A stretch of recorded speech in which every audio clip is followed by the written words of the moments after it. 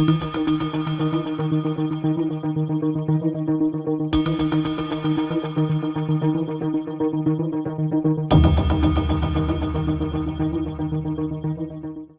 my name is Sharon Ehrlich Bershadsky. I'm the director of the Israel Government Tourist Office in London, basically the director of the tourist board. And my job is to promote Israel as a holiday destination for the British people.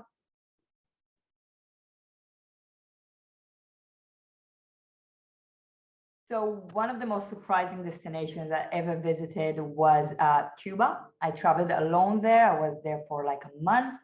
I've been to several countries in Central and South America, and I love them all. But what caught my eye in Cuba was the fact that everything that you see in films and read about it before you come is actually the reality when you're there. So there's no special face put on things aimed at tourists. And if they are, it's very, very clear. They're not trying to hide it. The culture is really there. It's everywhere. The music, the local food, the art, the dancing. Oh my God, the dancing. Even the joy of life of the people. It's all one great culture that you experience as a tourist, and I love that.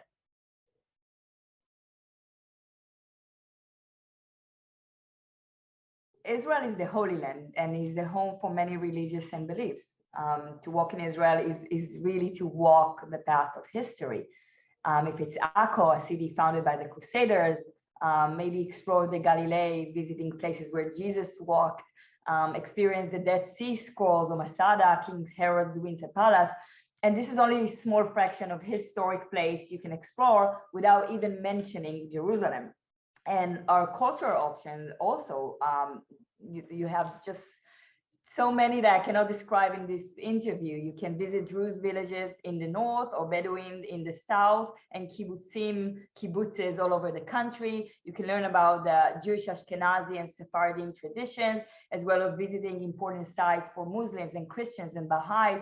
So of course, the food and traditions that each of these communities bringing with them, and it's important to notice how they blend and took it into the climate of the Middle East and the new popular culture. So everything is a wonderful mixture.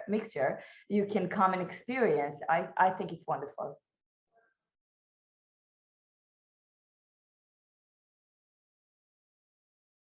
So it is clear to us that history and culture are very great assets that we have as a destination, not to disrespect, the sun, the good food, but history and culture are cornerstones to the Israel experience and are integrated into almost everything we do. So personally, me as the head of the tours board, we work with dedicated tour operators. We covering those topics on campaigns. We're sending journalists on dedicated press trips. We're working with local media for exposing our diverse cultures, with media alerts or anything, even events we do for media and trade. We try to put the culture, the Israeli culture, in the center.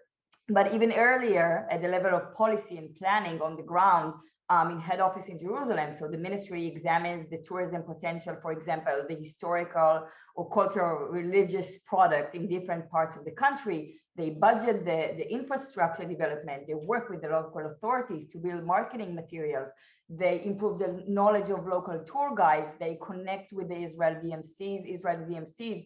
And finally, they connect everything together to present a well-rounded marketing approach for all over the IGTOs, the Israel Government Tourist Offices around the world, like myself here in London.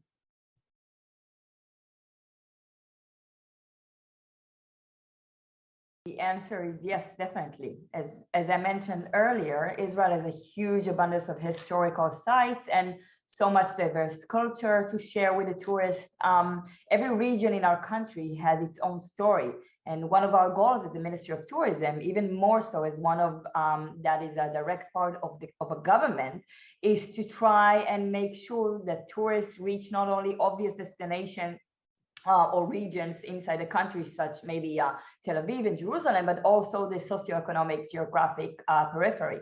When the tourists come to the same periphery, He is exposed to the piece of history, to the culture story of the local community. He has a unique experience. And of course, later on, maybe buy something in the local shop, maybe go to a Bedouin hospitality in the desert, buy a street food at the market in Akko, and leave a donation in a church of Nazareth.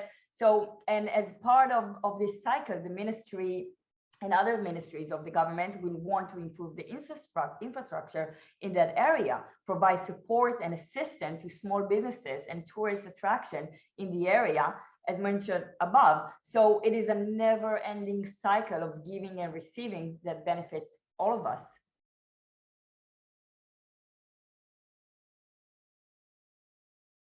Undoubtedly, one of the effects of the pandemic is to make us all realize that the future is not necessarily predictable. So it makes sense we want a meaningful experience when we go on holiday, one that will make up for lost time. We want to feel, to get excited, to learn something new, to do something we may not have done before, and to be exposed to local experiences. This is a great opportunity, in my opinion, for destinations around the world to put their culture at the front, the authentic day-to-day experience of the local. It just pays off for all parties. From the side of the tourism offices, they do not have to create anything from scratch. Just that what exists on the ground, what seems obvious sometimes. From the tourist side, he gets exactly what he's most looking for right now. And it's all back to the tourism industry and the local community that benefits.